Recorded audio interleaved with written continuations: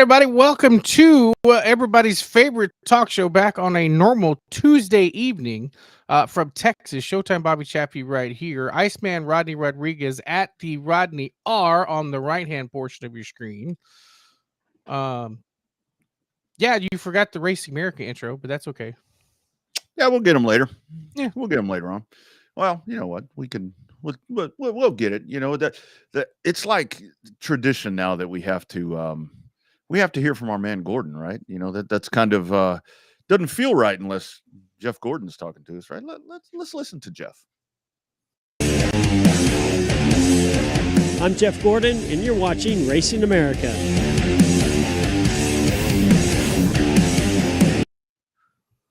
There it is. Thanks, Jeff. Yeah. We appreciate that, buddy. It's our man, Jeff Gordon, our pal. It's a good dude right there.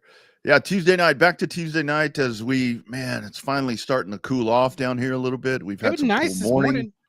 Oh man, it's excellent in the morning. I did a car show on Sunday up here in Austin over at Q2 Stadium for partnership with Austin FC, and we went out and it was cloudy. It was supposed to rain, whatever. So it ended up getting shortened, but it was so pleasant out there. There was a little bit of a breeze blowing in.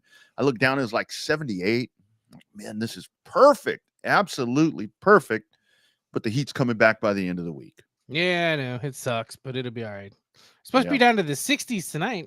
65, I thought, is what I saw earlier. So ooh, that's excellent right there. That's the cool thing about it now, because when you get to race this part of racing season, that's where, whether you're spectating or racing or whatever you may be doing, and you start heading out to these events, you have, that cool. It's a hell of a lot more tolerable, because those days when we're out there in May, June, July, August, hell, usually September, you get out there and it's painful a lot of times out there. I would always question myself. I'm like, what am I doing here? This is ridiculous. But yeah, when that stuff starts to cool down a little bit, that definitely helps. I know. Remember, it was always Oktoberfest before you get a little chill here and there in September, but it never failed, man. That Oktoberfest weekend, it was always the first weekend in October. Friday night be hot as hell. You be drinking beer, partying in the pits on Friday or early Saturday morning. Here come the cold front next night, and you'd be sitting there in a jacket and needing gloves because it'd be rolling in. When it be cold, I'm talking like lows in the upper 50s, which for some places that watch this show isn't very cold, but for us Texans who are used to 113-degree heat index in the middle of August, it pops down into the low 60s and upper 50s. It's cold as Hades out there. Yeah, absolutely. We welcome everybody in on YouTube, Facebook, X, all the different places. And if you're going to catch us on the podcast, audio podcast afterwards, thank you so much. Like, subscribe, do whatever you do along those lines. RevvedUpSportsShow.com, of course, is the home base right there for everything, including Revved Up merchandise, courtesy of one of our title show sponsors, On Demand Shirts. Great interview that we had last week with James Cole. James talking about a lot of the different things that On Demand Shirts has been doing with racing, and they continue to grow that relationship with racetracks and race cars and drivers and so forth, just ever growing, as well as audiovisual consultations. Thanks to those great folks as well for setting up the home speedway system. On the program tonight, coming up in a matter of minutes, coming up in about 5 minutes or so, it's a young dudes night on the program where we talk to a couple of the young stallions that are doing amazing things around the country. First, we're going to go over along the Gulf Coast a little bit. We'll talk to young Carter Taylor as the winner there of the Outlaw 100 at Mobile this past weekend, among other things that he's done this year. Then we'll come back down to our own neck of the woods down here and talk to a young Colton Birmingham around 7:35. Dude sitting right at the top of IMCA rookie points. So, cool to talk to some of the young blood tonight, because like we say, they're the ones that keep the stuff going for us old folk. That's right. If it ain't for the next generation, got to come from somewhere. So good thing we gonna see them in full swing and all doing good things. One of them comes from a racing family for sure. So yeah, no doubt about it. Speaking of youngsters, what'd you think of this lady last week? The Karen with the, at the end of the day, it was the kid's birthday, right? So he won. She got her ball and went home, but yet he got the signed bat. He got the the thing of swag there. Like the kid won for his birthday, but I don't know. I mean, the dad could have put up a little bigger fight, but I understand he Yeah, was trying to de-escalate the situation. But the dad could have told her to jump off a cliff, or whatever, get the hell out of there. But oh man, so that was the thing. Again, I would have probably overreacted, I'm sure, because I would have sat there and probably already had about 6 big beers by that point. But like when she walks up and the dad's like, yeah, I'm like, taps him on the shoulder, and the dad's all like, oh, I'm like, dude, come on. I mean, I totally get it. You don't want to cause a scene or anything like that, but it's like, I mean, this lady is. And I don't even know if it's real or not, but I saw something on social media to where she's saying, well, all this has happened. This kid's a star because of me, which I don't know, but there are a lot of selfish people in the world. So maybe she did say that. I don't know, but it's like, come on, man. It's a baseball. I totally get that. It's your team. It's your whatever. It's really cool to catch a fly ball. I've caught a fly ball or two, and it is really cool. But when it all comes down to it, I mean, give it to the kid, right? I mean, shit. I think you have to. I mean, when you find out it's his birthday, Hell, I got one here. I mean, I think I caught this I think this is over at Dell Diamond that I caught, and I gave it to one of the girls, and of course they've grown and left, and here it is. So it meant that much to them. But full circle, it came back. Yeah, came back home. Yeah, see, this is like a lost puppy. It came back. My baseball. Don't touch my baseball.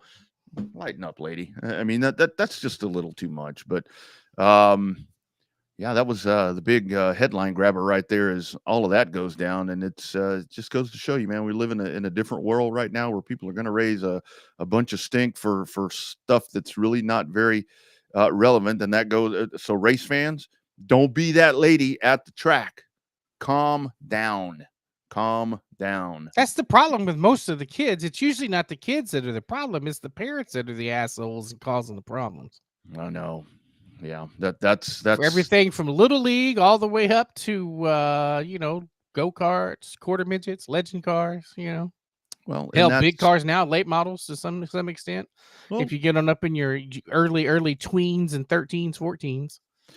And I totally get, where it's like, if I would have, people always ask me, they're like, are you disappointed that your girls didn't want to be a part of, I mean, any sport, not, but it's like racing or whatever. And I'm like, no, yeah. I think if I'd have had a son, it'd have been more where I would have, kind of tried to, if it was pushed a little harder. Yeah. For Rodney Jr. to go racing. Yeah, if it was something that he was going to be interested in, yeah, maybe. But with the girls, when the girls were young, we used to go out and I'd toss the baseball to them, and they'd try to hit and try to catch and all that. And I knew instantaneously that neither one of them were going to be worth a flying shit at sports.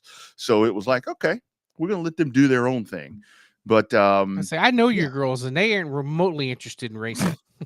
Yeah, they care less about it than my wife. the oldest one played soccer. Her mom put her in soccer, and that girl's out there picking daisies and shit. And the dude's running by with a ball, and I'm like, I'm like, that didn't last very long. So, and then the youngest just never anything, So that's okay. She was on a dance team. Yeah, she did dance. They both did dance at one point, and the oldest one got into football, when she went to college, but she put it all together. It's like, let's see, football, tailgating, barbecue, beer. Yeah. I like football. She don't care about it now. So there you go. That's how that all works. We can actually probably talk football with our first guest, because I have a sneaking suspicion, as we welcome in right here to the Revved Up Sports Show for the first time. This dude's doing some really, really good things. Wins the Outlaw 100 over at Mobile International Speedway this past Saturday night. It is our man, Mr. Carter Taylor. How you doing, sir?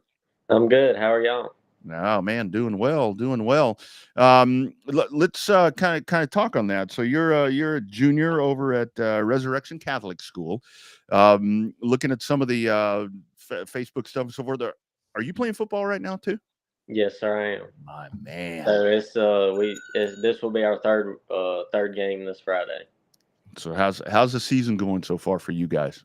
So our first game we played we're a little 1A school and we played a bigger 2A school. We lost to them 35-7, which that's with us only having 18 kids on the Wow. varsity team. So everybody's pretty much having to play both ways, and it's kind of hard for us to practice on offense and defense against each other.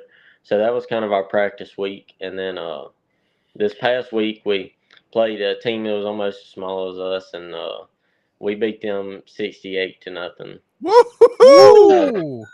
This Friday we play a team they have a lot more bigger people than we do, and we've been practicing really hard and kind of using these first couple games as more of a practice for us since we don't have as many people. So far it's not going too bad. Love it, man. So what's positions? What tight end, wide receiver, cornerback? What's your all of them? What's your So positions on the team there? I play defensive end and offensive guard. Nice. Offensive guard. Wow, nice. I wouldn't have thought that. I'd have thought you'd have been a tight end or a quarterback or a wide receiver. So, so kind of talk. So we're in Texas. I'm sure you kind of figured that part out. So we're in Texas. For you guys, is it as and we will get to racing here at some point, but now the football thing's going. Is it as bitter over there for you guys as it is here? This Thursday and Friday nights here, man, are just off the rails when it comes to high school football. They definitely are. Especially we have a bunch of high schools that's within 30, 45 minutes between each other, and it's definitely a big deal around here between Thursdays and Friday nights, and even Saturday nights in some cases.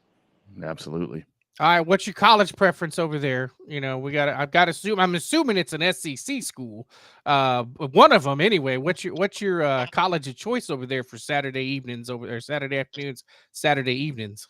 Well, most of my family is an Ole Miss fan or Mississippi State fan, but I'm a little bit different, and I like LSU, whether they like it or not. But I still like LSU.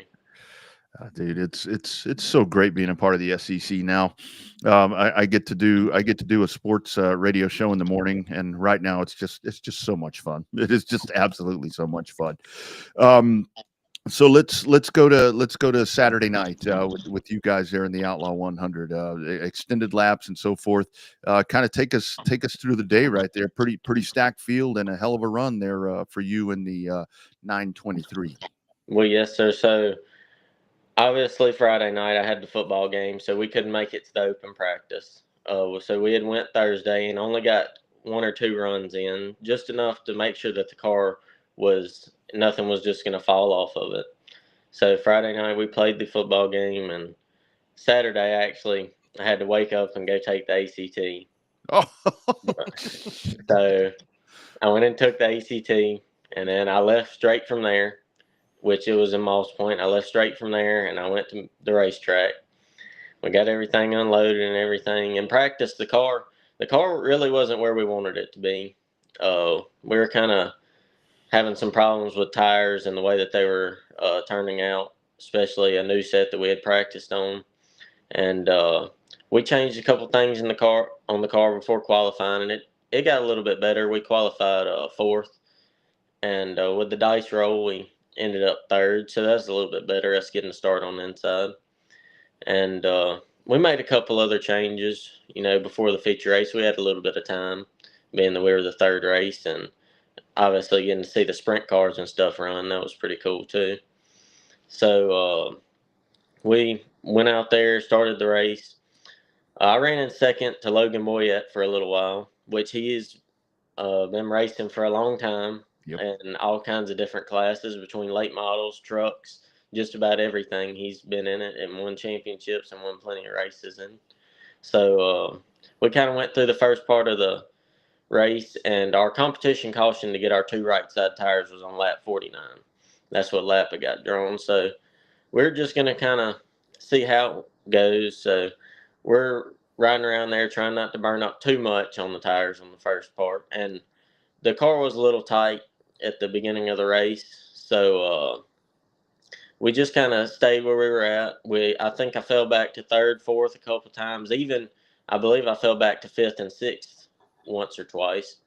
And the further on we went towards that 49 lap marker, the car slowly got better, and I got better. Even though I have a bunch of laps at Mobile, but not as many as I have at other tracks. Mm-hmm. And so, as far as that car especially, I'm still learning a bunch of stuff about how Mobile is, because it's just one of those tracks you gotta know how to adapt to the track whenever it changes, and it might be one way one week and a different way the next week. So throughout the first part, we kind of got better, and whenever they gave us the 2 to go till the competition caution, I was in second at the time. I'd made my way back up to second, and on the last lap coming out of turn 4, Logan got held up by a lap car, and I was able to get around him. So it's kind of good timing for that right before the caution. So we went in. Got a little time to cool off, being that that's my first 100 lap race ever. Wow. Yeah. I've always ran 40, 50 lap races, I mean, even whenever I race, which I still currently race at Sunny South and Legend, but I used to race 3-4 cars a night at Sunny South at one point, and which that was 80, 100 laps, but it's still not anything like doing it All at once. all at once. Yeah.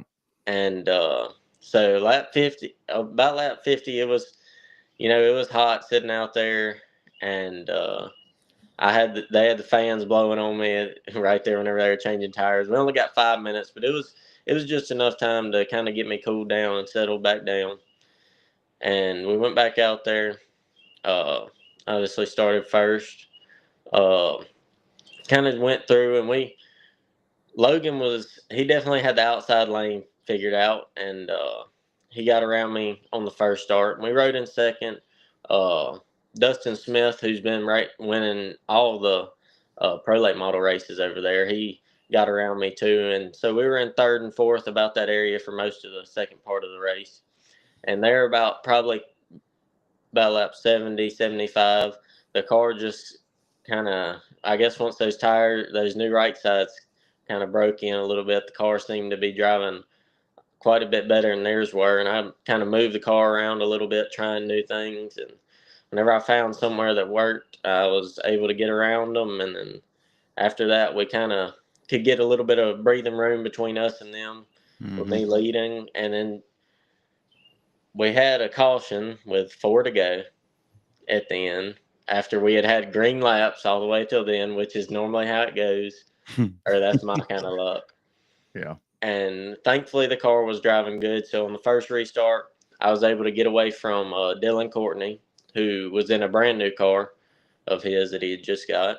And we made it maybe 2 laps. They gave us the 2 to go again. Another caution. Somebody spun out. Yeah. Then we went and did it again, and Logan was on the outside of me. And I just, we had a good start. And after the first turn right there, I was able to pull off from him, and the rest was kind of just riding it out. See ya. Yep. It's always the best kind, right? When you get to, when your spotter's like, hey, you got 2, got 3. Clear. Clear. Go, go, go. So what drew you? You said you raced the Legends cars. Obviously, we know lots of people that run Legends. They're a great development series, or people love them. Power to weight ratio teaches you how to control the car, all that good stuff. What drew you to the Outlaw? There's other things you could race, pro late models, street stocks, trucks, stuff like that. What specifically drew you to the Outlaw class? So George Bragg, which he's pretty well known as far as even all the way to NASCAR, him and his son Josh Bragg. So they kind of got me started into racing. My dad had talked to him about me running a go-kart at first, and this was in 2019. So he's like, well, bring him over here and we'll run it at the track. Well, we practiced one time, which is how most of my cars have gone. We practiced one time, and then we went over there and raced the first race. And there is one thing that I can say that not a lot of people can say, and it's that I did win my first race, even though it was in a go-kart. But we went on that year, and I ended up second in points. Well, we went ahead and bought our own bando. Since we were racing the go-kart for him, we went ahead and bought our own bando. And this is a little bit of story behind my number too. I was wondering about that. I was going to ask you about that. All right, perfect. So my first bando, and I'm a Chase Elliott fan, so we put the number on the car as number 9. So later on, Mr. George had somebody that was driving between him and Wesley Capers. They had somebody that was driving a bando for them, and it was number 23, which was the same number as my go-kart.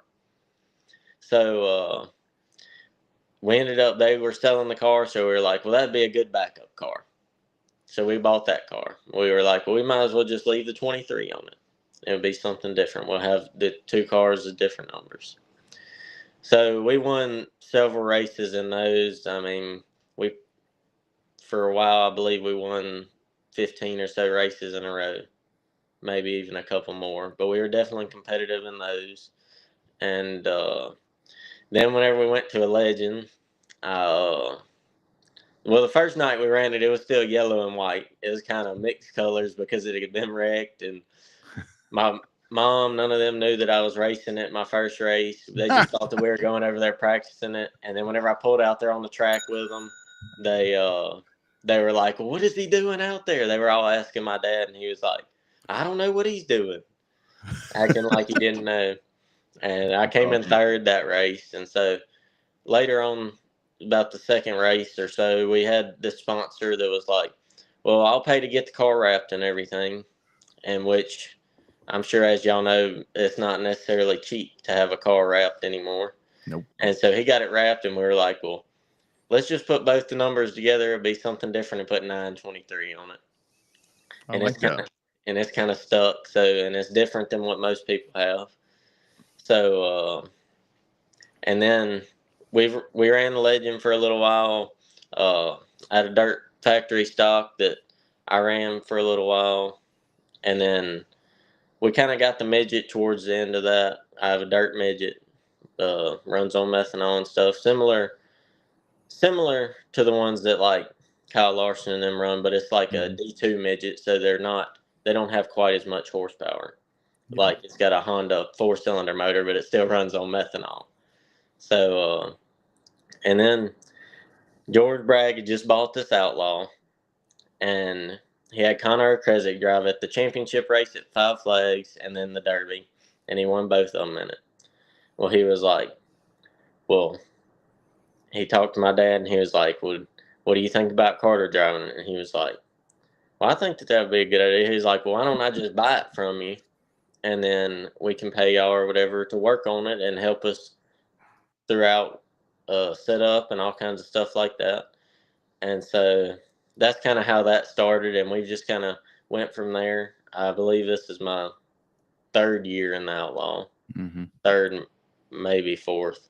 Yeah. And so we just kind of stuck with it a little bit. And earlier on this year, I ran a Pro Late model at Mobile too, which was Josh Bragg's car, the one that he's won several races and championships in also. 3rd place, right? I think it was 3rd place. Yeah, 3rd place. And that was my first time ever being in one. We practiced that Friday, and then we ran that Saturday, and I came in 3rd behind Dustin Smith and Chad Robinson, which they've both been doing it for a long time, and they're sure enough drivers. Yeah. So Carter, what do you think about that? Because I wanted to ask you about the Pro, because it's, I mean, the Pro and the Pros are, a resurgence of them and so forth. And I think a lot of that because of Mobile. I mean, they just have a great program there for them. But having driven them both, with the Outlaw, to where the Outlaw is more of a kind of that sleek body, I always say long nose, tall booty. I know that's a difference, but horsepower wise and kind of drivability, which one do you prefer of the two? So believe it or not, a Pro Late model and an Outlaw have the exact same motors. They're the exact frames, depending on what chassis you have, which we run Augie Grills frames, which is Grand American race cars. And and the main difference is the Pro Late model runs on 10-inch slicks. And obviously doesn't have a downforce body as the Outlaw does. And the Outlaws run on 8-inch slicks. So it's more of I wouldn't say a driver car, but it definitely takes a lot more to make them drive as you would want like a pro late model or something to drive. Yeah. And the main reason that the pro late models are so much faster is because of the 10-inch slicks. Yep, absolutely. So what was your first thought going from Sunny South to Mobile? I've only seen that place once, and it's big old high bank, half mile. And most people have to hold their breath going into turn 1 and going into turn 3. What was your first thought going from a Legends car and then going to an Outlaw there in Mobile? It got to be a shocker when you pulled in the gate. Well, so Mobile has definitely been something different. My first race in the Outlaw was at Pensacola, which Pensacola is still one of the hardest half mile tracks to get around, especially with the corners and stuff. But Mobile, especially with it not having a wall. So the first time I actually raced at Mobile, there was some of our buddies that we raced bandos and stuff with at Sunny South. Robert Loper, he's well known over there in Pure Stocks, and if it's something that he can get in, he can drive it just about. And they had these legacy cars over there whenever they first started. We went over there just to watch. And he was running his Pure Stock too, and he was like, "Well, do you have your stuff?" And I was like, I got my stuff in the truck. And he was like, "Why don't you go out there and practice it, and then you can race it tonight?" And I was like, "Well, I've never even been around the track before, even in a truck." And he was like, "Well," he's like, "just go out there and then practice it, and then you'll be fine. Just race it." So I went out there. We got like 3 practice laps. I was like, "All right, well, this is great." So I went out there for the feature race, and his son was racing against me, Eli. And the car that I was driving was kind of busting up and stuff. They were having some carburetor problems with it. And it did it the whole race, just about. But it was still the experience of it. And it ran just good enough. And I ended up third in it, which it was my first time ever running there. Yeah. I drove when I was working out there with Gina. I drove the old the Mobile, the cleanup truck around there, and I've raced on a big half mile before, but nothing like that. And it was like, holy, this is crazy. Yeah. So good stuff there. Last one for me, Carter. And thanks for joining us, man. Appreciate it very much. Yeah, thank y'all for having me. No, you got a lot going on. Rest of the year, you got the Derby in place. What all are you going to be doing to finish this thing out? So we do have the championship race at Pensacola, which is September 20th. We do plan on running it. We got a couple more things to the car to do because we haven't been. I say that we haven't been as competitive. We haven't won any races at Pensacola this year. I've had a couple second and third, fourth place finishes, which is still in the top 5. It isn't bad, but still not up to our expectations. And so we've got a little bit more work to do before that race. And we do have another race planned in the pro late model. It's it kind of just got thought about after this weekend, and really today the decision was made that so Ricky Brooks is hosting a super late model race at Mobile October 4th weekend, I believe.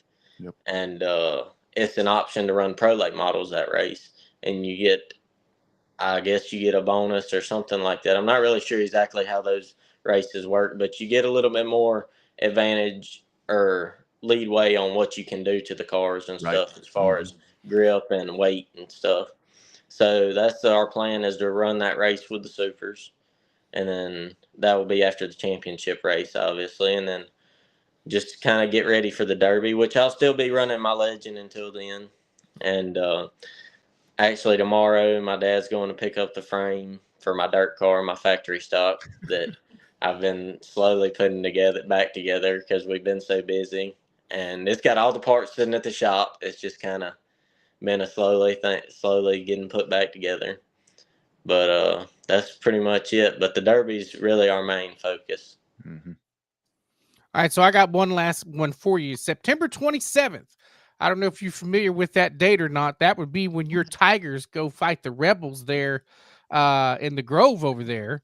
You got any bets going with your dad and your family about that? Or are you going to be at the racetrack that weekend and ignore it? Tell me about that weekend there with LSU going to Ole Miss. I don't believe they were racing that weekend, but I'm sure that some bets will show up by then whenever it gets a little bit closer. It's excellent. That's excellent. Yeah, good stuff, man. Good stuff. Congratulations, brother. It's been a joy to talk to you. Been a joy to kind of follow you there as everything was going along. And again, thanks for doing this with us. May check in with you prior to the Derby. I know what we usually do. A multitude of shows leading up to the Derby, so maybe check in with you and see if you want to hop back on and preview that one, my friend. Well, that sounds good to me. Absolutely. Thank y'all for having me. Hey, man, good luck on the football field. Yes, sir. Good luck on the football field as well. All right, man. Take care. Yes, sir. Y'all too. You bet. There he goes. It's Carter Taylor getting set to go. That dude's got too much going on. Way too much going on. I'm like getting panicked listening to all that he's got going on. That is a lot of stuff. To be young again, Bobby, right? It's like, God, I wouldn't. I was living that life myself up until about the last year or so. So I know where he's coming from, and I'm an old dude, but that's it's pretty cool right there, man. A very, very talented young man there. Yeah, no, definitely. When you're getting the one thing that we talk about young racers all the time is that opportunities come at you when you least expect it. Mm-hmm. And what you have to do is take advantage of those opportunities that's there. There's two things that car owners look at up in the upper echelons of motorsports. They look at two things. Number one is, do you win at every level you're at? And then number two, how much stuff do you tear up? It sounds like he's checking both boxes right now by winning at every level or being competitive at every level. And then doesn't sound like he's tearing up a lot of equipment either. So not that we want to jinx him after coming on the show, but yeah, I think that's a name to keep an eye on come Derby time for sure. Mm-hmm. And then the next couple of years, you could say that you heard Carter on this show first. That's right. That seems to be what happens. They hit this show, and then boom, off they go. They off fly the little doves, and doing really good things. Several have come through here, and that's the cool part about it. We talk to legends, we talk to young folks, and that's what this show has always been about. Colton Birmingham coming up, another young stallion that we're going to talk to here in just a couple of minutes. But before we do that, we talk about him all the time. We talked about him a little bit earlier. It's On Demand Shirts, the official apparel provider of the Revved Up Sports Show. Check them out, and be sure and check out that archived interview with James Cole last week. Tells you all about On Demand Shirts and all the cool stuff they do. They take care of little yahoos like Bobby and I, and they take care of multi-million-dollar companies, and they can take care of you. And they're headquartered right here in San Antonio in South Central Texas. It's On Demand Shirts. You've probably seen us all over the racing world and doing a lot of racing designs for events and race teams, but we also do a lot of stuff from small boutiques in small cities all the way up to Fortune 500 companies. Your brand deserves to be seen. We print on more than just shirts, hats, jackets, bags, and much, much more. Custom corporate branding starts here.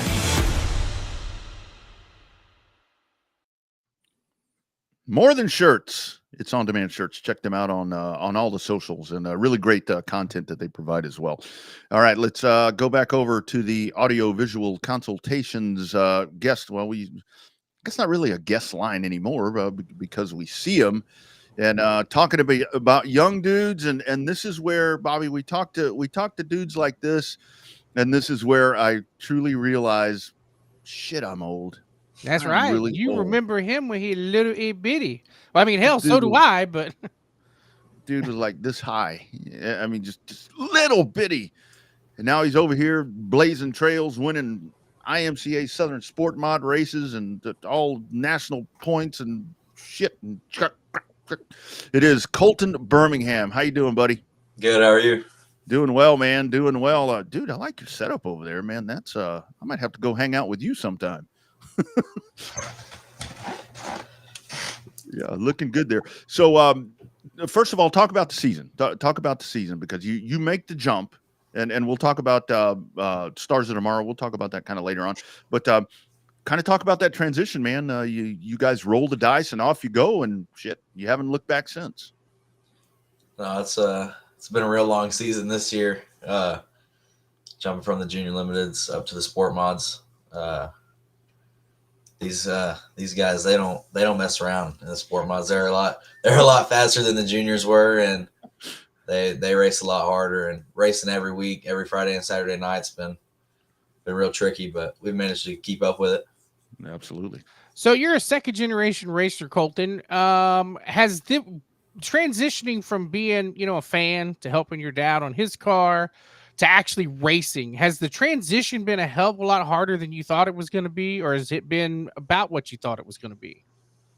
It's been a little tricky because now since we're both racing down at Cotton Bowl, whenever we both race, he helps me and I help him, so we're kind of both helping each other, but it's manageable.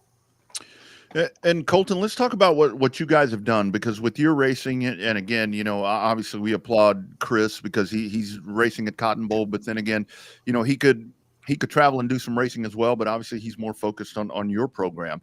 But kind of talk about that for you, because it's Waco, it's Kennedale, it's Cotton Bowl, it's you guys. Man, I hope you got a hellacious gas card, because you guys are just everywhere every weekend. Yeah, we it's been Waco every Friday night. We were running for track points there. I ended up third for the season there, and then Cotton Bowl every other weekend. And whenever Cotton Bowl was off, we were trying to race somewhere up at Kennedale, or we went up to SOS and Grayson County. It's been a lot. So in terms of the sport mod, in terms of it, when you transitioned out from the junior limited to the sport mod, did you take the whole car with you, or did you buy a brand new car? Because I know that's kind of the idea, is to develop the drivers and then take the cars and take out the chip and just send you on up the ladder. How did you guys do it? Did you guys do it like that, or did y'all do something different? It's the same exact car that I ran in junior limiteds last year. We had just got the new motor before Mod Wars and stuff, so I ran the same motor that I ran at Mod Wars is in the car still. Just a few different things like spoiler and carburetor and stuff like that. Yeah. And Colton, let's kind of talk about that junior limited experience for you guys. I know there's junior limiteds at other racetracks, but I think that Waco, in large part to my man Joe Spillman, just did a tremendous job with the group that you were a part of, to where it's like, okay, we're going to teach you. I mean, you're not just going in a circle, and it's not all this. Kind of talk about what they did with you guys when they're teaching you flags, they're kind of teaching you etiquette, do this, do that. I mean, that was just massive what they did for you. And it shows, because the alumni that's come out of that, I mean, yourself included, there's so many great sport mod drivers now that came out of that pack of drivers. Yeah, I think last year in juniors, we had almost 20 cars every night. We raced up in Waco. I think we had some pretty stout competition last year, and they do a lot. They do their own practice days at the beginning of the year for the juniors, and they give them certain spotters, like experienced drivers, that can talk to them in their ear to help them figure out lines and stuff around the track. So, talk about your dad's involvement like that. Was he your spotter, or is he just, actually, let me rephrase that one. So what we've noticed on this show is, when you got a second generation racer like yourself, and when your dad's been successful winning races, winning championships for a long, long time, at what point is he your dad, and what point is he your driver's coach? Because, I mean, does he lay the hammer down on you, or is he more of a, an attaboy, or do it this way or do it my way, or how's that relationship working with you and Chris? It's good. He gives his input, and he just tells me, like, he'll give me his thoughts of what I should do and stuff, but he just tells me to go figure out how I like to drive it, and if I like it that way, drive it that way. How calm is he with you when you're racing? Because, man, I've seen that dude at dance competitions out of control. So it's like, are you ever like, dude, get away from me? You're not helping. No, not really. He's pretty chill normally. He kind of lets me do my own thing out there. Excellent. Well, your dad chills. What about your mom? Because we've seen her get excited when your dad was racing. So, how excited does your mom get when she watch you races? I've seen her before. She jumps up and down and she yells, and I've seen her cuss a few racers when there's contact. I mean, is she still like that, or is she a little bit calmer with her baby boy racing? No, she's definitely like that. I can see her sometimes under caution up there on the catwalk yelling and stuff, trying to tell me where to go, stuff like that. All that shit in flip flops. Yep. I'm like, girl, put some Every shoes week. on. All the time. Freezing cold flip flops. Girl, come on, man. So for you, and the whole thing is with the racing that you've done. I mean, you have put yourself in a really nice position when it comes to national points for IMCA. Kind of talk about that, man. It looks like that's the ultimate goal for you, and dude, you are right there. You are right there. It's all paid. The hard work is paid off. Yeah, right now we're running second. I'm not sure exactly how far we're behind. I think it's about 20 or something like that. But we've been real close all year.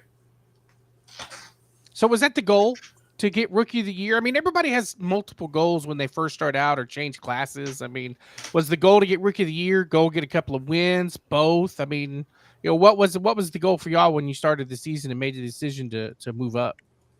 Yeah, that was definitely the goal, was to run for the national rookie. I could have drove a stock car a couple of times this year, but we were focused on the sport mod only, trying to get that a rookie. So is that as the season goes?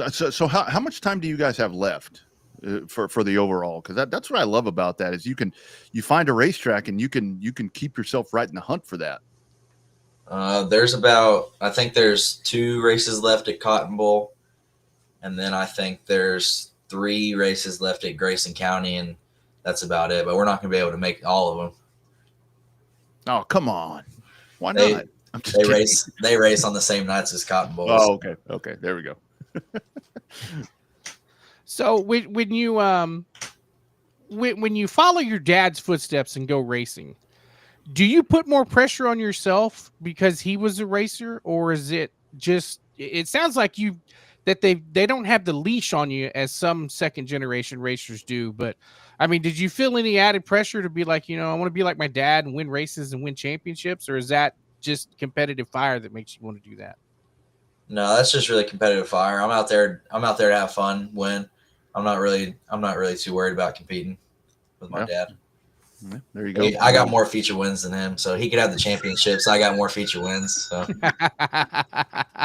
Oh man, I love it. We'll have to cut that one up, and I'm going to send it to him. It could be his ringtone. That would be excellent. So, balance of the season for you. So obviously, with that, is there once this kind of all shakes itself out, any extra traveling that Danielle can pull the trailer to? Kind of outside of the area, or does she really pull the trailer? She has before, yeah.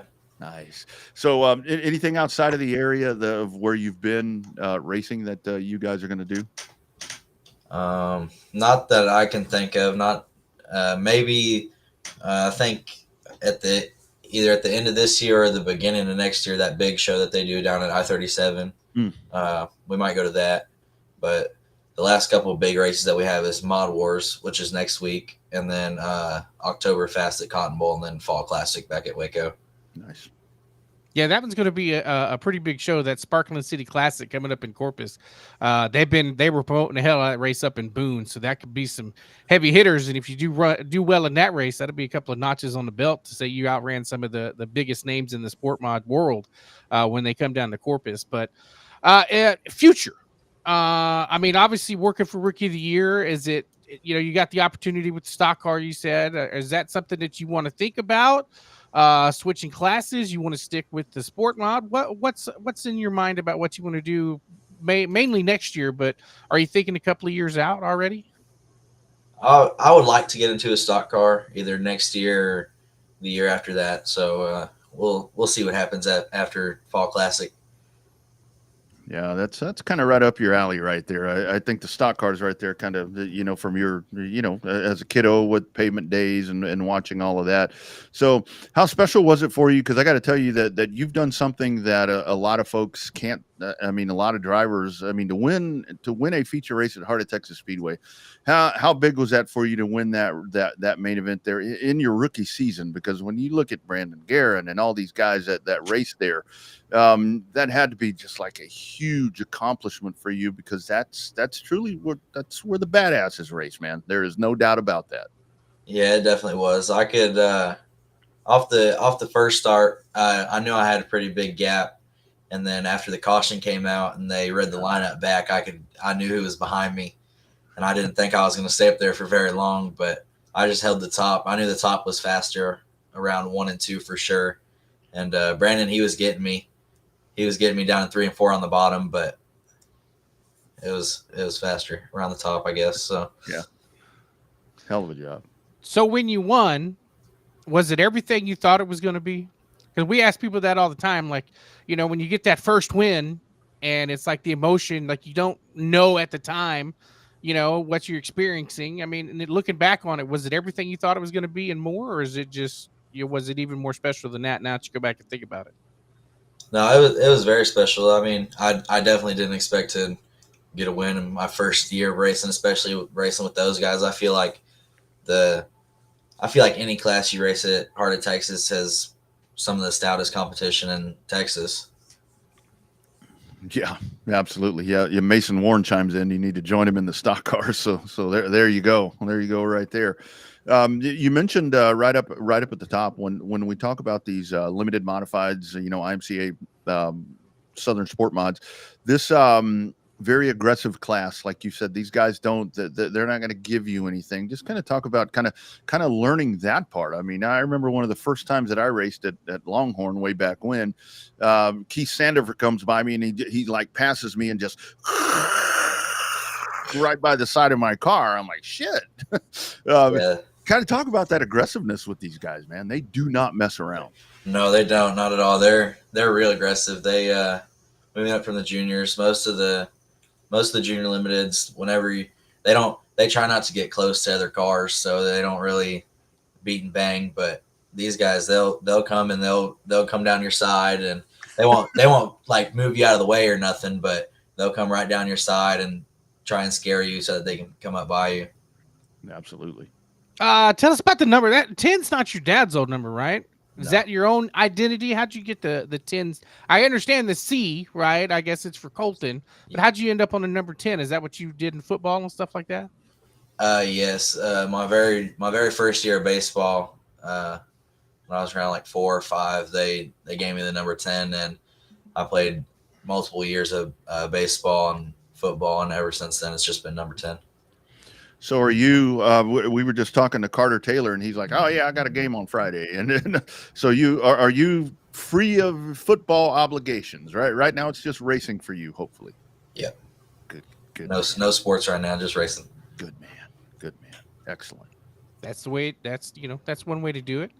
No pressure, all just motorsports all the way out. That's what he knows. I mean, that's all Chris has instilled in him and Danielle over the years. It's just, no sports, racing. No sports and no girls right now, please. Nope. Oh, well, why are there always girls in those pictures when they take pictures of your car? There are girls everywhere. My sister. Not just your sister. Talk about them, because you have ultra competitive sisters. I mean, for folks that don't know this, I mean, Sierra and Carly, these two are competitive dancers and held. I guess Sierra's like a dance instructor at Lake Travis, isn't she right now? Kind of talk about them. You guys, it really is. It's a full team support that you guys have. They follow the whole program with you guys. Yeah, they Sierra doesn't really get the chance to come out that much because she is the director at Lake Travis, so they have football games on Friday nights and stuff, and practice and all that. So she doesn't get to come out that much, but she has been to the past couple.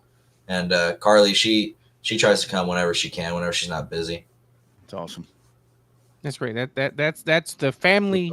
That's what it is. It's about the family and the camaraderie and all of that. In terms of the coming up to Mod Wars and then to the Oktoberfest, the Cotton Bowl. Obviously, the goal is to win, but when you're in a field that's stacked like that, what's your main goal out of that? Is it top fives? Is it wins? Top threes? I mean, what's your goal when it comes to these big races like Mod Wars and Oktoberfest?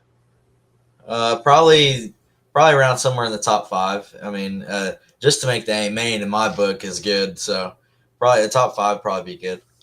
So talk about last weekend, because I saw the push, for the fan vote and so forth, which you won, which you won that, by the way. But then I saw it doesn't matter, didn't need it, didn't need the fan vote. How great was that, man? That was a lot of alphabet soup for you this past weekend. Yeah, we Friday night we ran. I was lucky enough to get both of our heats in on Friday, and the carburetors wasn't acting right. It was spitting and sputtering. So didn't get no passing points Friday, so I had to start deep in the E-main on Saturday and just try to drive smart, let everybody else crash in front of me, and finish the race in the top 12, and I drove all the way to the A. So there it is. It's awesome.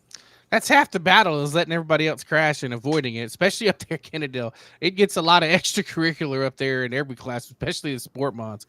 They love to get after it, and it's some great racing, but man, there's some highlight reel crashes up at Kennedale too.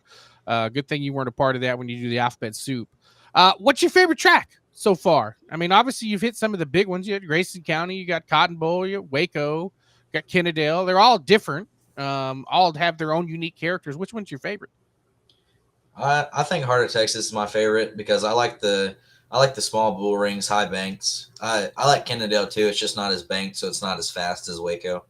But yeah, I think I like Heart of Texas the best. So you do know when you win at Page, when you win at Cotton Bowl, your mom and dad and your friends and family, they're going to knock that place down. You do know that, right? That's going to be a hell of a party when you win that one there, and it's probably coming up right around the corner. Colton, proud of you, buddy.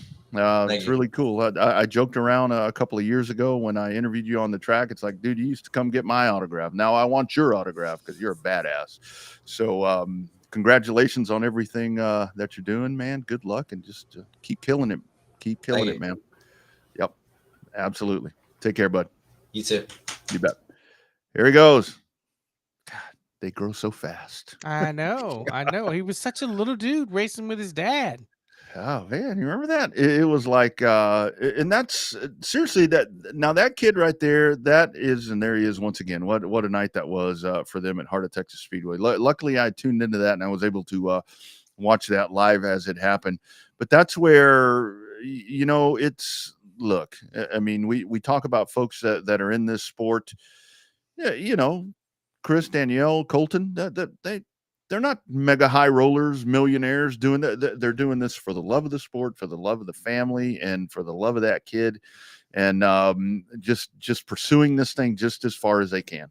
And that's what this sport is really all about. I mean, these rich kids and whatever they get to do, that's a great story right there, that kiddo. And coming up out of junior limiteds, man, I think it makes it even more special. I think a lot of times the stories like Colton's get buried because there's a lot of people on social media and in the stands and stuff like that get so caught up in the kids with money that are getting the opportunities, and then sometimes the opportunities don't always go that great and they tear up a lot of equipment. Yep. And then they're able to write another check, and then they get more equipment, and sometimes it gets torn up. Sometimes they get better. Sometimes they don't. I think that the stories like Colton's, where you've got I would call them a grassroots, grassroots team, for sure, that work for everything they have and put their heart, soul, and dimes and pennies all into that race car.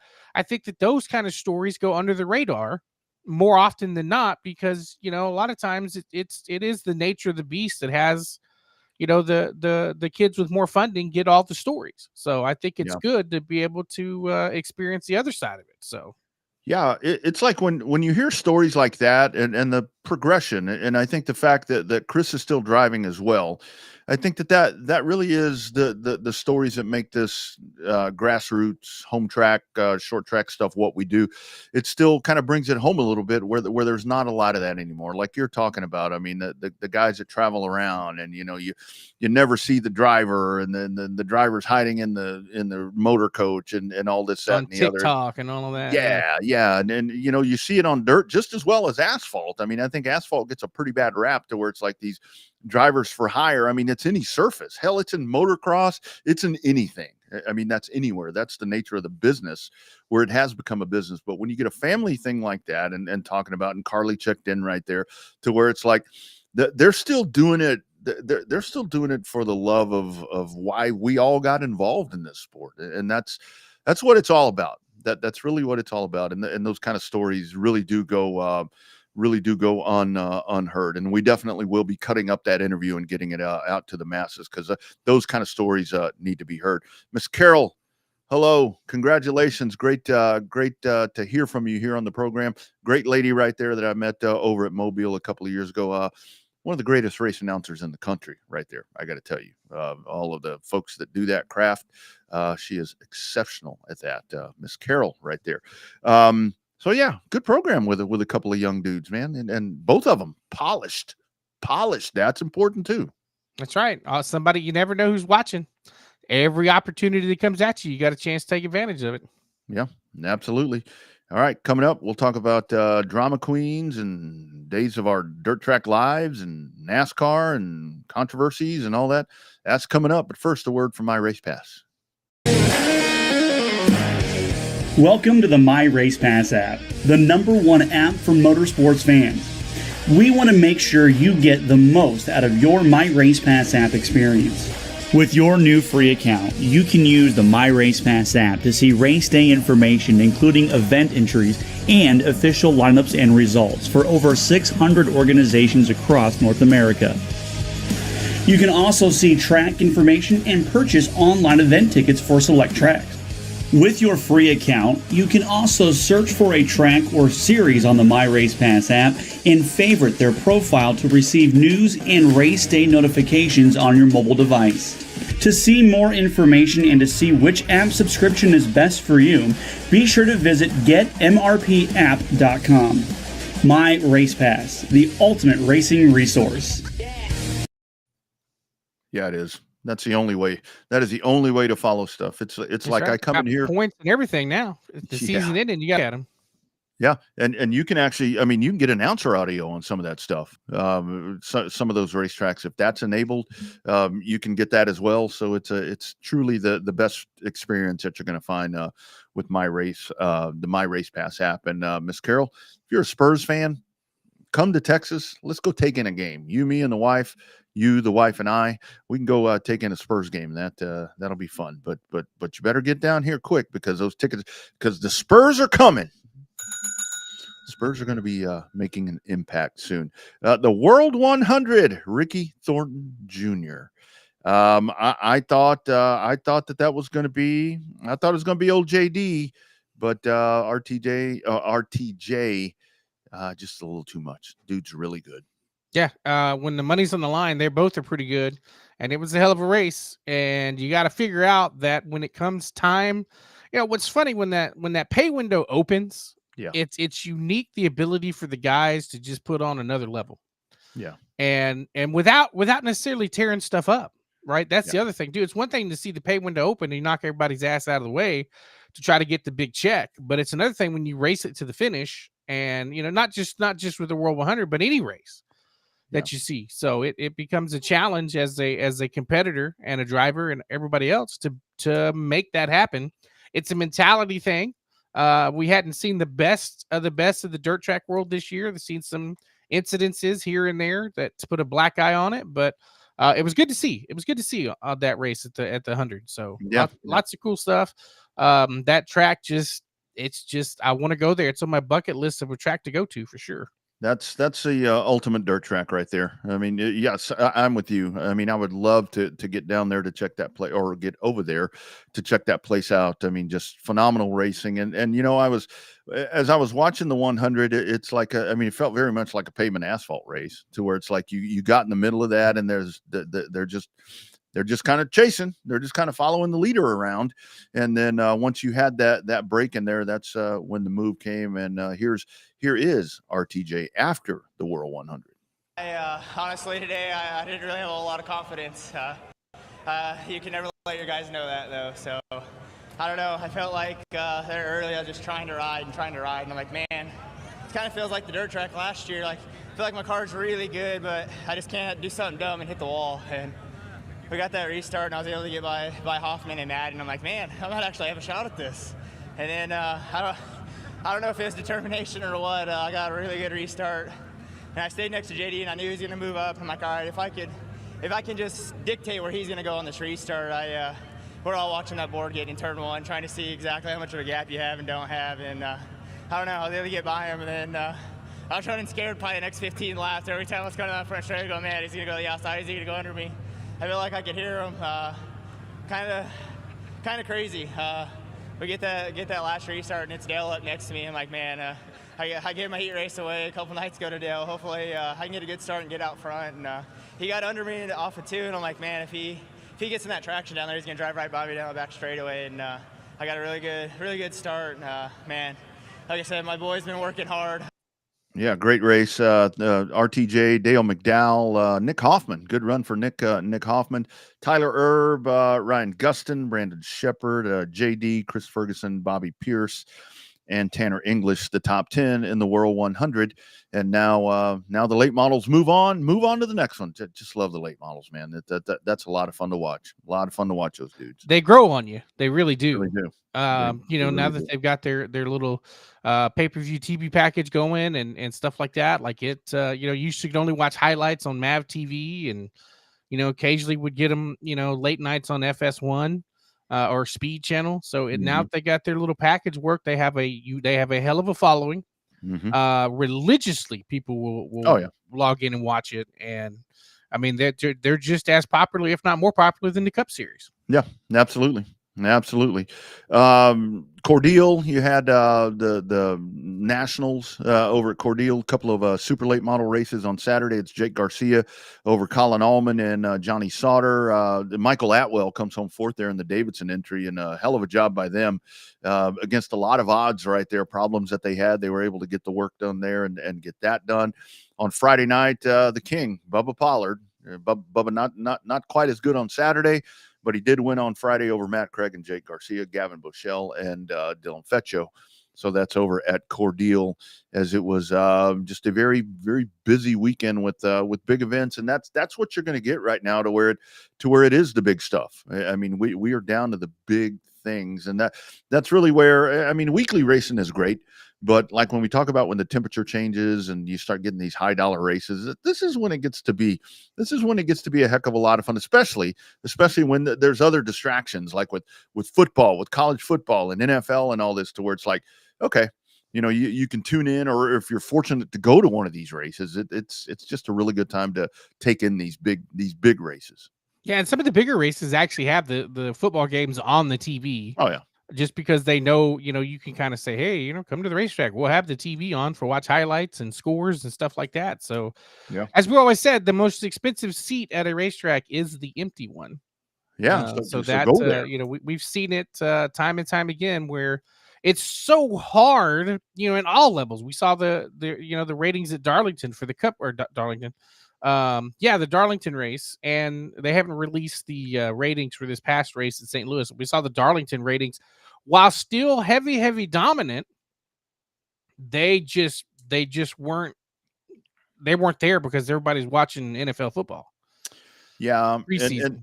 And that's where I guess it was the new edition of Kevin Harvick's program that I saw, where Harvick is like, so why are we racing on Saturday nights? Which that really is I mean, there's a no-win with this right now, in my opinion, because if you race on Saturday night, you know, you're going to be head to head with an SEC or a Big Ten or a Pac-12 after dark, or one of these things that's going to consume a lot of eyes.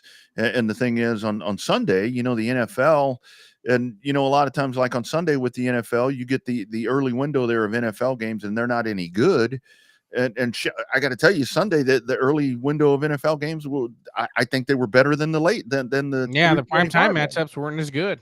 Yeah, so actually, I mean, I take that back. The Bills and the the Bills and the Ravens without that, you know. Yeah, but that was, you know, in the prime time.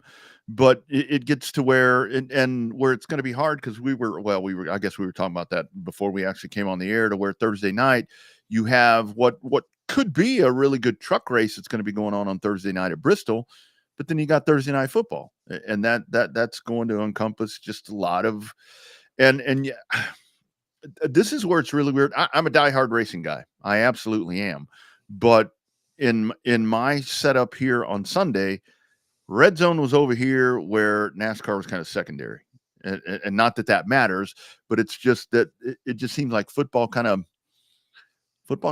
dominates the landscape. Yeah, it really does. So that's where that's a really hard sell, and that's where, you know, with the Bristol night race, it's a very different time. When folks talk about when Bristol used to be, college football has always been a really, really big deal and always been a big thing in the South and everything. But when you think back to the 90s, you didn't quite have this. Well, wasn't always this late in the season either. It used to be in the summer. Great point. It wasn't always a playoff race. Great point. Or it has been a playoff race. When they started doing elimination, they made Bristol the cutoff race, and it pushed it back. Yeah. And I don't even know. I mean, I couldn't even tell you who Tennessee's playing this weekend, but I guarantee you there's a hell of a lot of people. They talked about the attendance in the spring race at Bristol. The night race always has a little bit better attendance, but it depends on who Tennessee's playing to know whether or not that, you know, that come through and see. Let's see here. Who is it going to be this weekend? The 13th. Yeah. Nobody understand. Georgia at Tennessee. Tennessee's got a big matchup this week. So yeah. I mean, just think about that. Stands are going to be empty. Yeah, those two teams right there, that's half your damn audience right there, is Georgia and Tennessee. So, and even though you have a pretty good idea of how the outcome's going to be, you would think it doesn't matter. It's going to have eyeballs. Especially, I guess that game day's going. That's where game day's at, isn't it? In Knoxville. I don't know. I don't know. It may be, but that's where it's just very hard. Fox is in Lubbock. That's the big noon game. Is Utah at Tech. The Big 12. But that's where the Saturday night races do get tough, but Sunday afternoon's just as hard, because there's you need to run on Monday. Well, no, don't run on Monday, or don't run late, because you're up against them too. But you can't do what IndyCar does and stop. Well, you know, because it's too far. One is, I don't know how in the hell they budget an IndyCar to go without any revenue from September all the way to February. Yeah. I mean, you got to fund it. You got to fund what, 4 or 5 months without any income coming in other than sponsor dollars. That's a hell of a way to budget. Well, and like we talked about last week, Bobby, it's like, and then anything of relevance that may happen, that may get some people interested, or may get some eyes or ears back on you. Shit, you solve it 2 days after the season. Yeah. And again, yeah, you know, it's like that's where they have to be a little more strategic. And when it comes to, you know, this year with Fox's involvement, I mean, it seemed like to me, honestly, Fox put more effort into IndyCar, which I guess they should. I guess they definitely will now. Yeah, they definitely will now. So I don't. It's just a short season. I'd love to see that thing expand, and I think what's going to happen for IndyCar, they're going to continue to lose talent. I mean, these guys that are taking off, Colton Herta going off to be a F2 driver or whatever the case is. That's where, and what's going to be interesting is when you start getting guys like, Will Power making the move, but these guys have been doing this for a little bit. I mean, Joseph Newgarden's been doing it. I keep waiting for Joseph Newgarden to transition to NASCAR. Dude lives in fucking North Carolina. So I keep waiting for that to happen, but it never has. I still want to see IndyCar race at the Roval. I still think that'd be fun as hell. I think it would too. I really think it would. Why that hasn't happened yet, I don't know. Yeah, no. They'd rather go to Mexico. They'd rather go. They don't have anything central other than Iowa, and Iowa's gone. Yeah.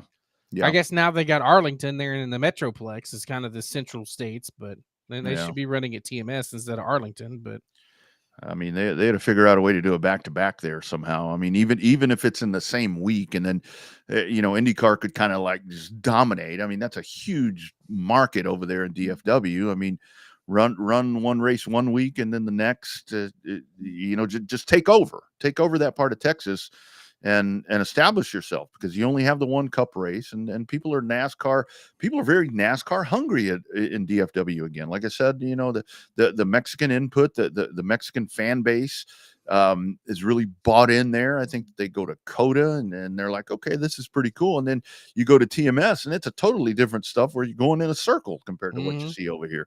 So that's I don't know. Yeah, IndyCar, it's like, man, come on. The one thing when it comes to TV ratings, I saw there was a lot of back and forth to where it's like ARCA or whatever, the ARCA race got like 47,000 people that watched that on those TV numbers, and the Cars Tour, the Cars Tour drivers are like, hey man, we had 250,000 people that streamed our race. And ARCA's like, well, but our ARCA, we're still the whatever. But I mean, come on, man, pound for pound, I'm going to tune into a Cars Tour race before I'm ever going to watch that shit on ARCA. Now we'll just wait till Thursday afternoon. Cletus is back, so the ARCA rating should be really, really high. Mm-hmm. Yeah. Oh, that race starts early. That race starts at like 4 or 5 o'clock. Yeah. No, that's good. That's good. That's good. I think it's Thursday. Yeah. Yeah, that's right. That's right. So Cletus is back, so you're going to end up getting a rekindle of the ARCA ratings there when he comes back. It just depends on what you think. He's going to end up one of them colic Dodges. Maybe so, man. Maybe so. It would. I'll tell you this. I think that rather than going and just for impact, I mean, just for splash and just to get popularity stuff or whatever, I think I would go that direction rather than going off and chasing. And again, I'm just talking hypothetically, Haley Deegan or Tony Breidinger or one of those things. I mean, I think that you go and you get somebody like that, like Cletus, that's going to be somebody that people are going to relate to and they're going to gravitate to it, I think, a little better. Yeah. I don't know. I mean, they got 5 seats to fill. Yeah. So, I mean, they got 5 seats. So that's 5 drivers. We'll see how that shakes out. But did you read the deal today or a couple of days ago about Connor Zillage being eyed to be a test driver for Formula One for the Cadillac team? Mm-hmm. I don't see him leaving NASCAR for that. No, I don't think so. I think that's his place is pretty set right there. And obviously next season, everything's there for him. I keep trying to figure out a way how Rick Hendrick's going to steal this dude away. Oh, I know. He'll end up in the 48. Oh, and RIP Bill Davis. Speaking of Rick Hendrick stealing people away, Jeff Gordon from Bill Davis. That's what got Bill Davis. He was never right after that. Nope, he was never right after that. Ford was pissed off too. Oh man, he's like, man, you take my guy right here, and that's the thing. It's a very hot commodity. Speaking of Trackhouse, what are them dudes doing driving around in the grass over there after the race? Same reason Denny Hamlin burned it down for as long as he did. He ain't never celebrated like that. Well, he burned that sumbitch to the ground on Sunday. It's these guys that go over there and they nudge that thing up against the wall, or they kind of tap up against the wall and do their burnouts. I'm like, I know what they're doing there. I know what they're doing. They're moving weight and shit around. I mean, these guys ain't as crafty. The problem is it didn't help Trackhouse. Chastain finished 24th and SVG finished 25th. Going to be out of it's going to be bad. He's going to be out of the first round, and then come back in round 2 and win the Roval. So I guess they were issued a warning, I guess is what I saw, right? Brad Moran was they were just going to be, it's just going to be discussed, is what Brad Moran said this morning on our Friends on the Morning Drive. That it's going to be discussed and they're going to see what's going on. Yeah, basically they're slapping their hands today and they're going to make, telling everybody stop the games when you're done. Yeah. Yeah. Well, that's all it is. It's all about games. Yeah. You can't do a lot to this car. I mean, the playoff thing keeps coming up. Our man Jordan Bianchi's not doing a good job of hiding the fact that the playoff system is going to change. And did you hear that? Yeah, yeah. So, and my whole thing is, man, I love Mark Martin, one of my favorite race drivers ever, but he is just very content. And that's great because people are going to listen to Mark Martin. And when people like Mark Martin start saying that the system is not right, that's when things will change. And again, this is where NASCAR is going to totally, the NFL, they don't really concede a lot to where it's like I know that they have input of the fans and all the different things, just like NASCAR does. But NASCAR is like when they hear this, that they're changing this because of the outcry. And I totally get the win and you're in. And look, I'm probably not, when I really think about it, I'm probably not the biggest fan of the one race thing, to where it's like, okay, whoever wins that one race is the champion. That's probably not the best way to do it, but it's just the thing now where everybody wants to bitch about the playoffs. And I keep seeing, well, if it was the old system, here's the way it would have been. It's not the old system. If the car's better, do people care? Or is it because That's it's the a problem. double-edged sword? The car sucks and the system is, we've been doing the elimination since 2016, coming up on 10 years. That's the problem. This car is just not a good race car. I mean, it's too good. That's the problem with it's too damn. They over-engineered the damn thing. Yeah, they did. They really did. I mean, the Xfinity car. I mean, look at Xfinity. I mean, that race car is doing really cool things. It produces really good racing. I mean, that's because the numbers in the center of the door. That's why that racing's better. So that's a great point. I mean, it really is. The car is too smart. It's like KITT. Oh, KITT. It's a KITT car. I mean, it really is a KIT car, but it's way too freaking advanced for what we are trying to do. There's, we talk about it all the time with street stock racing and all the different things, to where it's like, you take a chassis, you take a car that we are trying to get it to do things that it is totally not designed to do. This car is designed to do anything, road race, street race, oval race.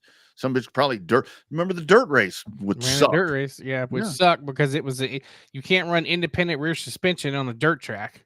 Yeah, exactly. Not in a major league, not like that. You can't. Yeah, there's no traction control in dirt. I mean, it's just too good of a car. It's just too good of a car. So and kind of the other thing that I wanted to touch on, we'll go over the playoff things here as we have the Bristol night race and the finale coming up for round number 1. But it's Denny Hamlin. Denny Hamlin wins, and people get pissed off at him because he's talking crap and this, that, and the other. But yet we want personalities in racing. And Denny Hamlin is giving us personalities in racing. But for whatever reason, when it comes to Denny Hamlin, it's not the same thing. It's like, and I am kind of glad now that I'm seeing folks say that Chase Elliott, it's like, that dude just kind of seems like he didn't want to be here, right? Because he's been like, that way for a couple of years. Yeah. It's like, we're very choosy about who we want to have personality. Bubba Wallace talks shit. No. We don't want him doing that. Denny talks shit. We don't want him doing that. So it's like, come on, man. This is what we want. I'm saying the guy under the radar that has become the fan favorite is Ryan Blaney. I think Ryan Blaney and Chase Briscoe, I think is kind of, his stock's gone up since he went to Gibbs. Yeah. But I mean, we talk about the driver. We talk about DW and Earnhardt and Tim Richmond and these guys. But Denny says this. Y'all can boo me, but you can either get on the bandwagon or you can get run over by it. Earnhardt says that. People are like, yeah. Dale Jr. says that. People raise are like, hell, praise Dale. Exactly. So it's like, I mean, I love that this dude puts the black hat on, and I know that there's other stuff going on with lawsuits and all that, and people don't like him for whatever reason, but he gets, everybody's out of control with podcasts and whatever. But how do you not appreciate that? I think it's great. He rubbed a lot of people the wrong way when he was on that Netflix show. Yeah. Because he just came off as so damn arrogant. There's a difference between being good and being arrogant. Sometimes you can be both, and sometimes you turn into both, because you can be arrogant if you're good, and he is. But at the same time, he ran a lot of people off of his bandwagon, whatever you want to say, when he ended up being, on that Netflix show, and just the dude had a helicopter pad in his backyard, right on Yeah. Lake Norman. Like, come on, dude. Yeah, there's that. And And then he said, how many people have this? Like, you legit said it. So yeah. And the thing is, if he, kind of craps the bed here again with the championship, that's going to be the thing. Do you want him to win it just to stop hearing about it? I really do. I like him. I have always liked Denny Hamlin. I mean, there's not really ever been a time that I did. And look, I was a Jimmy Johnson fan. I mean, I mean, I think Jimmy Johnson's great. And but I think that Denny Hamlin is just, and I like what Denny Hamlin says, whether he's selling us a bill of goods or whatever he's saying, where he pretty much said yesterday, I think it was, 2027 is going to be done. I mean, finish out the contract, and then he's got other fish to fry, I'm sure. But the thing is, depending on how the lawsuit turns out. Well, yeah, that's right. He seems focused on wins, to where he's kind of downplaying the whole thing, and that's the best thing I think for him at this point, is to downplay the championship thing himself, because he really has that's where he gets in trouble. It's like when you need to be laser focused, and I don't know how this dude stays focused. We talk about Carter Taylor and Colton Birmingham having a lot of shit going on. This dude, on top of the lawsuit, it's, man, I don't know. It's a lot. Well, the racing was good at both. I thought the Dakota race was one of the best races of the year still. And that was race number 2. Yeah, no, I'm totally with Ed. And Ed, thank you for joining. If it's your first time, we do this every Tuesday, 7:00 Central. You're right down the road over in Temple. I go through your vicinity quite often, driving to Fort Worth. But yeah, I mean, I think the racing was excellent at both places, and I think that's where the car is still, I mean, for road racing, I mean, it's going to produce good road racing when you have these, high quality road racing drivers, include the NASCAR Cup guys, not just SVG, to where it's like when you have really good road racers, they're going to drive the shit out of this car because it's a good car. And I think that TMS happens to be in a spot right now to where we have seen this car excel is in the 1.5 miles. It makes the 1.5 miles. That's why everybody wants to get rid of the Roval to go back to the oval at Charlotte. Absolutely. And I happen to think that our friends at TMS, they've weathered the storm somewhat, just all the onslaught of the changes of the track and everything that they've done there, to where now that track is weathered, it's beat up, and it's producing good racing. So I think that next year we see really good races at both of those places here in Texas. But yeah, it's just a very over technical car. And you can't fault NASCAR. They're trying to save money, and that's where people are still piling on them. Well, they're not saving money. Well, yeah, they actually are. They actually are. Yeah, the car itself costs more, but your overhead cost is, well, I take that back. In theory, your overhead cost was supposed to be less because you got rid of all that fab shop pay. But yet you're just allocating all of the fab shop money that you save by buying a kit car and put it into engineering. Yeah. Which engineers cost a hell of a lot more than fabricators.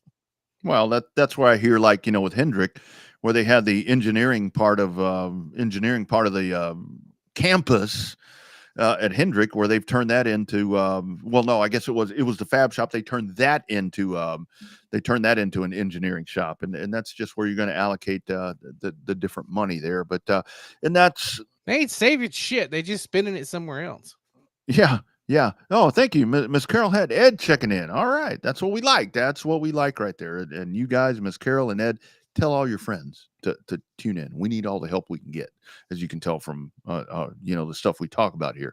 But it's like, the thing with this is with the car, and the teams are very outspoken about how much they don't like the car because you can't do the adjustments or whatever.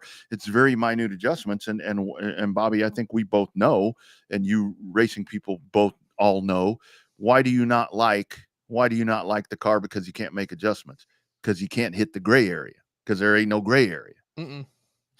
That's the problem. To be perfectly honest, the Gen 6 car, they were all pretty much the damn same anyway. Yeah. Like the chassis rules, they give you the specs on the chassis. The chassis were pretty much identical anyway. You're all building the same damn car.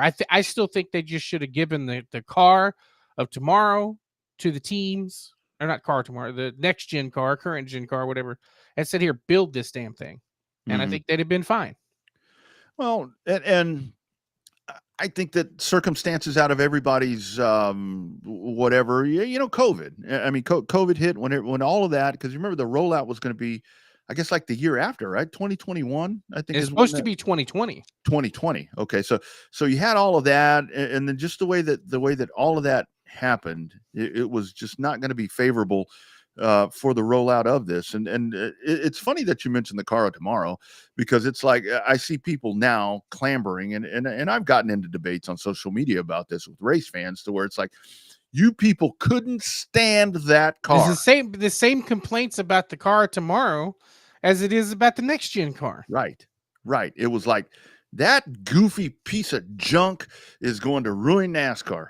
And now it's like, oh, these were the glory days. It's like when they took the wing off, that suddenly became the just most amazing specimen that you've ever seen. I know the Gen 4 and Gen 6 cars were pretty badass. Yeah, they were.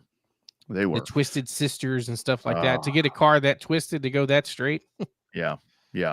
And that's where, I mean, we're never going to get back to those days. I mean, this is your new thing. And short track is kind of I mean, look, when we look at crate engines, when we look at crate or spec parts, when we look at all that, what is that? That's essentially what these guys are doing at a much mega level, to where it's like, here's your box, build this. You can tweak these little bitty things, and don't you touch these things. I kind of like that part about this car, where it's like you can't alter anything. That's where, when Rooms of Doom and all these different things, you can't do anything to this car. And that's a bad thing. I'm sorry, but that's a bad thing, because it produces subpar racing. Yeah. If the racing was better, people wouldn't bitch near as much. Yeah, that's right. That's exactly right. Like Corso said, Lee Corso, the coach, on game day, we're in the entertainment business. Football is just our engine. Same thing. We're in the entertainment business when it comes to racing. Mm-hmm. The competitors want to win, but the fans in the stands, they want to see something competitive. Yep. Absolutely. That's the difference, because they just want to see a competitive product. Your football fans will watch football just to watch football. Your racing fans don't cross over a whole lot anymore. Yeah. And I don't think that we'll see something that's going to, knock our socks off on Saturday night. The tire wear could be a problem. It could. Along those lines, with the point standings now, Joey Logano in 10th at plus 21. Chastain 11th at plus 19, Cindric at plus 11. So below the cutoff line, these are the guys that would not advance if it all ended right now. You've got Dillon at minus 11, SVG at minus 15, and then the guys really in trouble. I mean, these dudes need to win, is Bowman and Berry.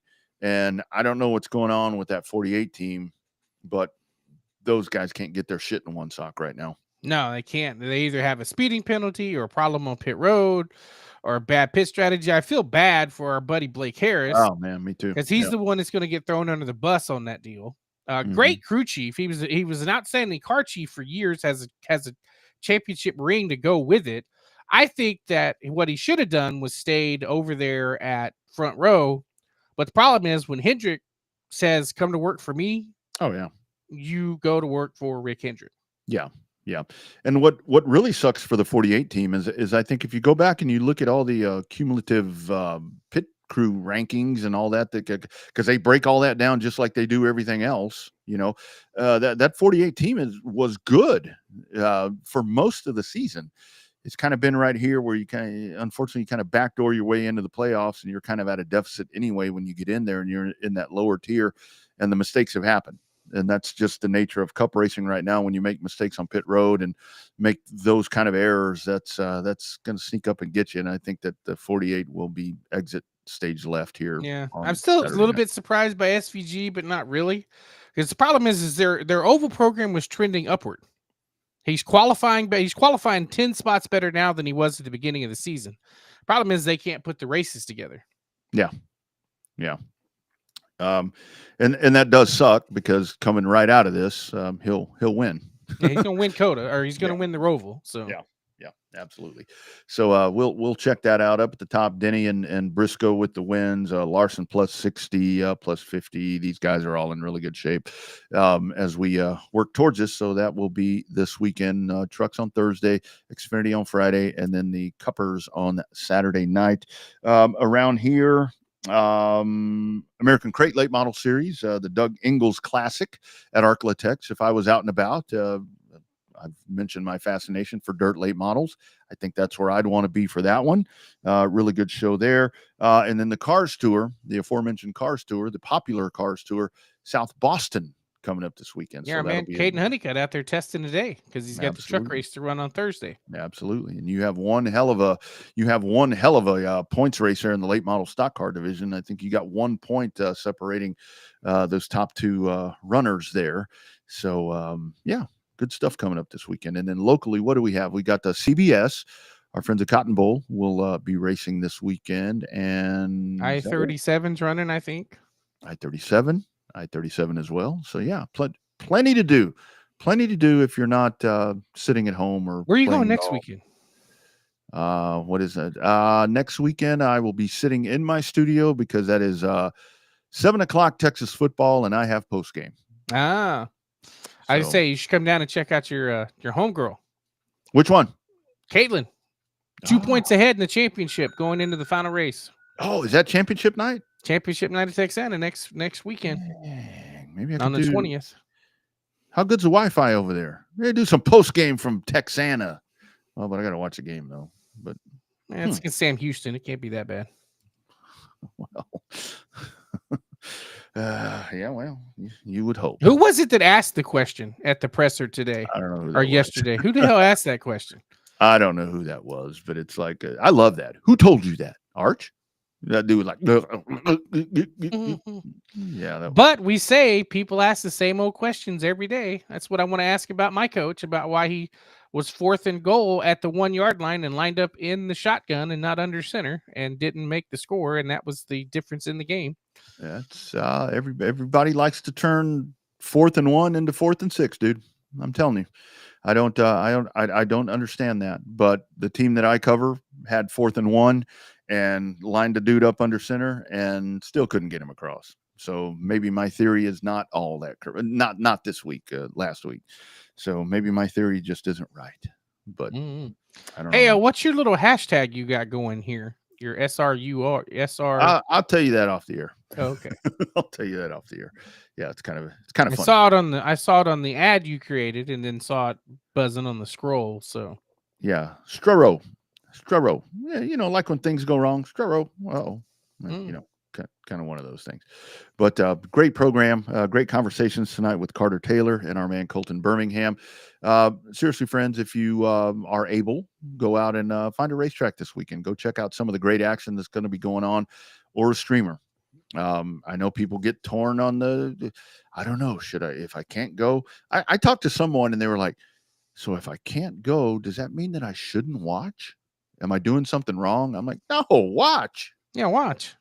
Yeah, it's like I go back to the streaming thing where it's like, man, back in the day when I was a kid, when I was a kid, I love streaming. Hell, I've been home all the time. It's cool at home. That's right. Cheaper. Beer's cheaper. Restroom right down the road. All that good stuff we always talk about. Yeah, good stuff. And yeah, good weekend coming up. The heat's coming back to Texas. Good luck to everybody that's going to be heading out to racetracks. You, my man, what you got going on the rest of the week? Got another game in the Dome against Incarnate Word, the battle for San Antonio. Hopefully they can show up and do just a tick damn, you better win that one. I know. Hell of a game, though, on Saturday. 6 or 7 lead changes throughout the game. So that was... I didn't see the whole thing. That's what a rivalry game is supposed to be like. So... yeah, no, it's good. It's very good. Arizona State got beat by Mississippi State, and the Kitty Cats are going to Arizona State on Saturday night. So watch them Bobcats, man. Watch them Bobcats. They're looking pretty good. This might be the year to get ranked. Watch out for USF too. Ooh, yeah, that'll be a good one. They win USF this week. and Miami Yeah. They win this week, and there's going to be a lot of ecstatic people and a lot of pissed off people if that all works itself out. Full weekend coming up of racing, full weekend of college football, full weekend of NFL. And there it is right there. Here is our parting thought for my man, Josh Spencer. I would pay the price of admission to watch on stream if I couldn't make a race. I like that. That's But right. I think, and if that money goes to the track, that's great, because I think that's where there seems to be some disconnect with some people, but that's a different story. All right, Bobby, have a great rest of the week, my man. Thank you all for being a part of the program. Again, we do it every Tuesday right here, 7 o'clock Central, 8 o'clock Eastern, talking to folks from all along the Gulf Coast and right here in the great state of Texas. Hope you enjoyed the program. Like, share, subscribe, and tell everybody what we do right here. He is Showtime Bobby Chaffee. I'm Rodney Rodriguez. We look forward to seeing you guys next time on another live edition of the Revved Up Sports Show. Be well, friends.